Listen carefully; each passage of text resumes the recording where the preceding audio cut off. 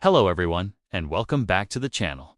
Today, we re-diving into a topic that's generating a lot of buzz and concern across the country.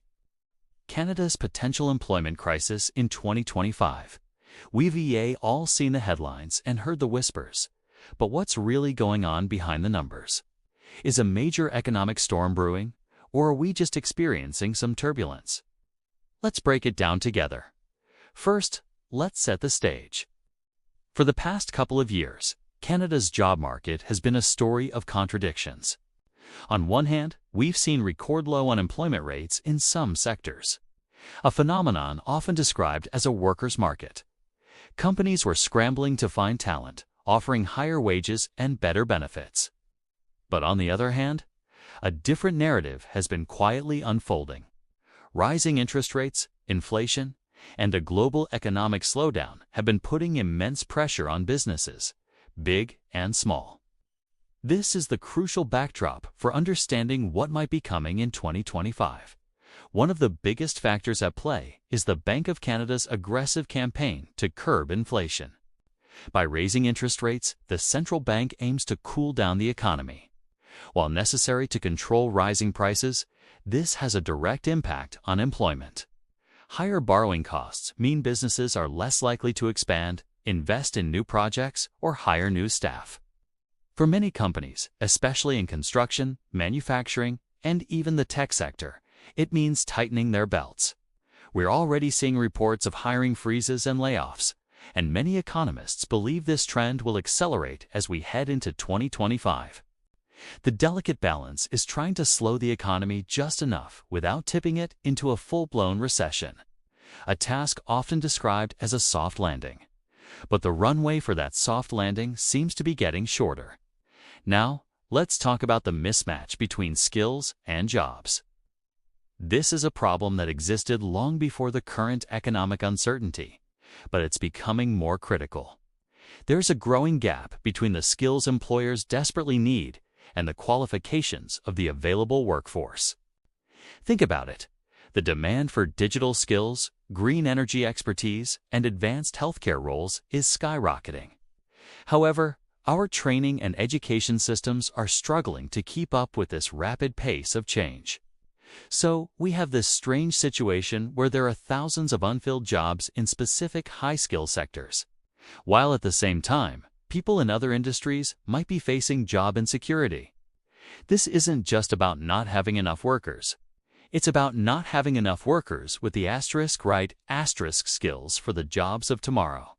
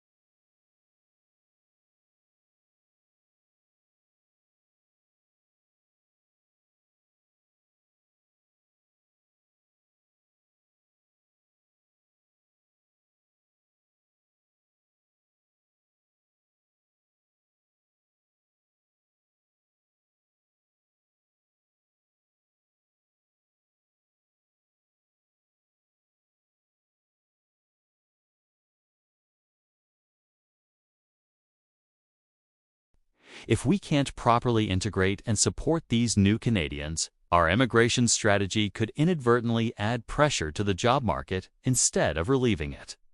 The success of our 2025 employment landscape heavily depends on solving this integration challenge. Let's not forget the role of automation and artificial intelligence. AI is no longer science fiction. It's a present-day reality that's reshaping industries. While AI creates new jobs in areas like data, science, and machine learning, it's also automating tasks previously done by humans.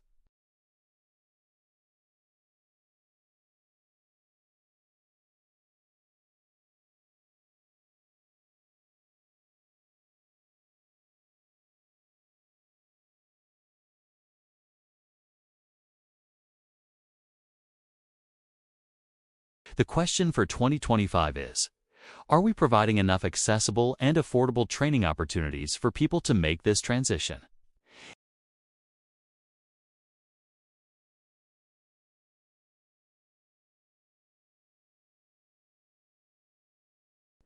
This technological shift is a double-edged sword that we need to manage very carefully. So, when we look at the regional picture across Canada, it's not a one-size-fits-all situation. The prairies, for example, heavily dependent on oil, gas, and agriculture, face challenges tied to global commodity prices and climate change. A downturn in these sectors could have a significant ripple effect. In contrast, major urban centers like Toronto, Vancouver, and Montreal are hubs for tech, finance, and services. They face their own set of problems, primarily the staggering cost of living that makes it difficult for companies to attract and retain talent, even with high salaries. We're seeing a trend of people moving to smaller cities and more affordable provinces, which in turn is shifting the economic and employment landscape in those regions. This internal migration adds another layer of complexity to predicting what 2025 will look like, as different parts of the country will experience the employment crisis in very different ways. What does this mean for the average person? The young graduate entering the workforce for the first time, the mid-career professional, the worker nearing retirement. For young people, 2025 could be a tough year to land that first career track job.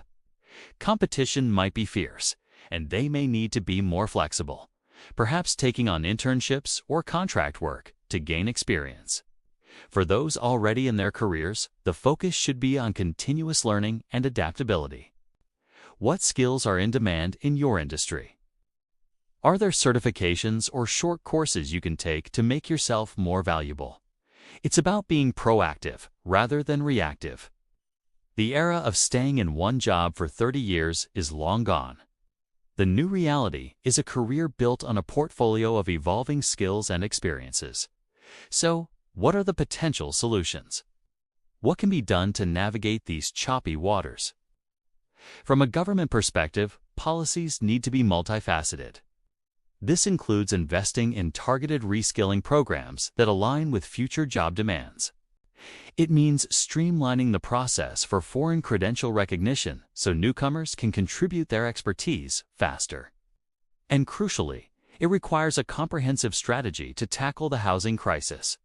Because you couldn't have a healthy labor market if people couldn't afford to live where the jobs are.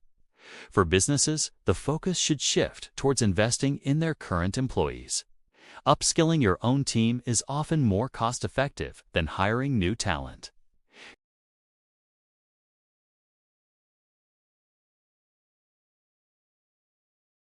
And for us as individuals, the key is to stay informed and be adaptable. Don't panic, but be prepared. Build your professional network.